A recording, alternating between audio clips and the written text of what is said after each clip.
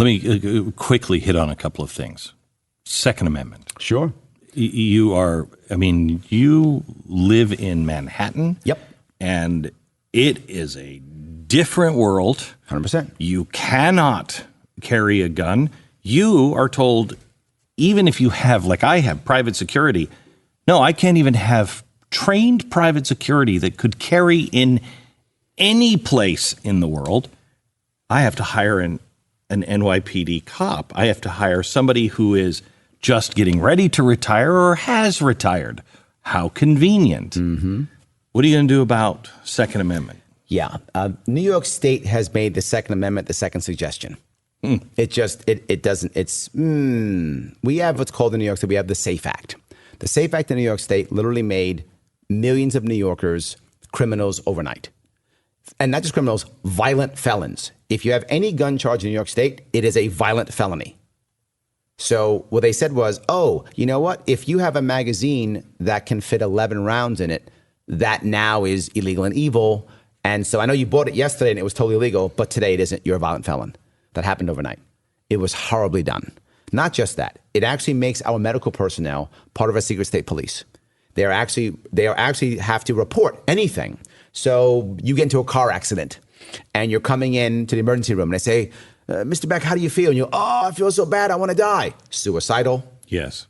And now they go to your home and take your firearms. Mm-hmm. That happens. That actually happens. That's what we have right now. And the worst part is that affects veterans more than non-veterans because veterans are more apt to have TBI, to have PTSD, and more apt to have firearms. And worse, we're a community. As vets, we know this. So we tell people, don't do this. Don't go. You're going to lose your firearms. So now what you have is you have one vet going to the other. Here, do me a favor. Hold these. And when a vet goes to you and says, hold these on the vet, what he's actually telling you is, I put one of them in my mouth last night and I didn't pull the trigger. That's what he's telling you.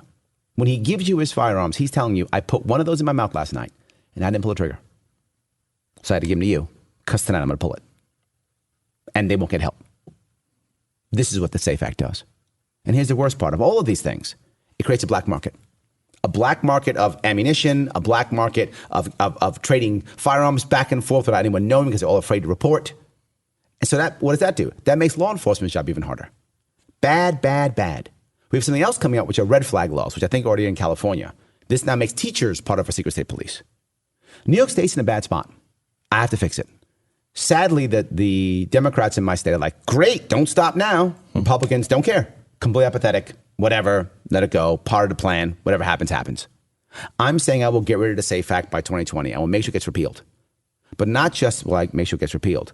I'll make sure it gets repealed by communicating to the rest of the people how bad these laws actually are and how they're not helping anybody. They're not helping anybody. They're making people criminals. They're making people leave our state. And the world doesn't end when someone has their Second Amendment rights. I'm a big proponent of the Second Amendment, even though I don't own a firearm. Of course, I live in New York City. It'd be crazy if I owned a firearm. So I can't. The First Amendment is our number one amendment.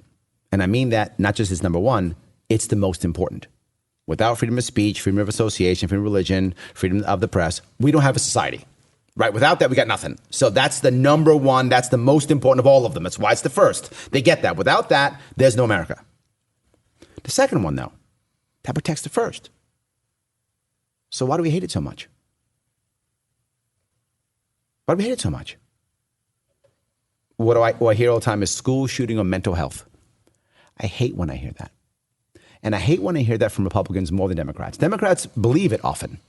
Republicans, they shouldn't, and they do. And when they do it, they give Democrats the idea, yeah, see, you can take away guns. Ask a Republican in my state about the Second Amendment. They'll go, well, you know, we've got to worry about school shootings. They have nothing to do with each other.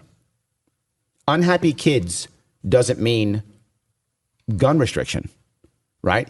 If you take away all the guns, the kids still want to kill. The kids are still unhappy. You haven't solved the problem.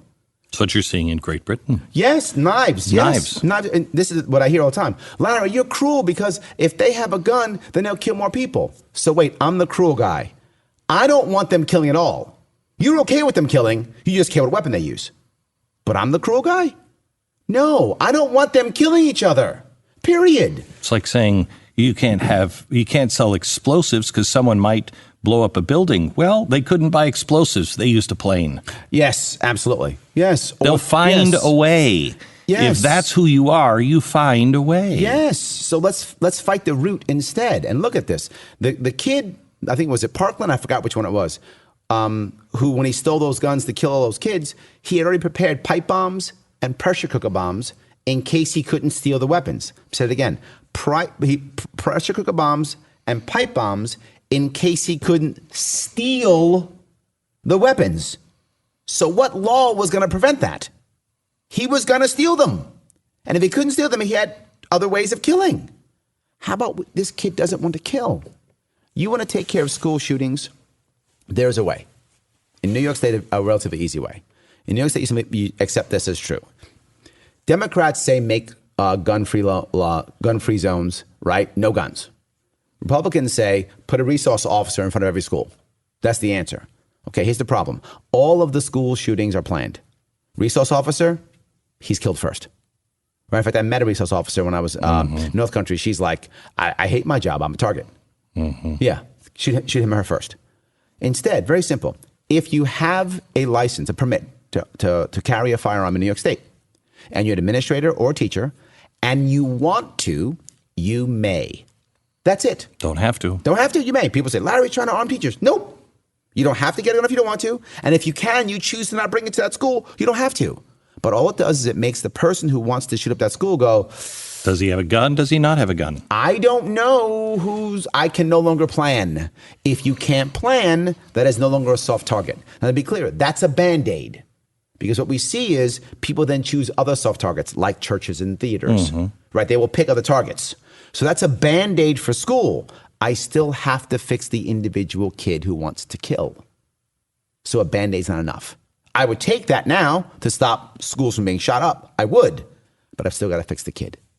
How are you going to do that? As we talked about, number one is going to be education. Number two is going to be family court.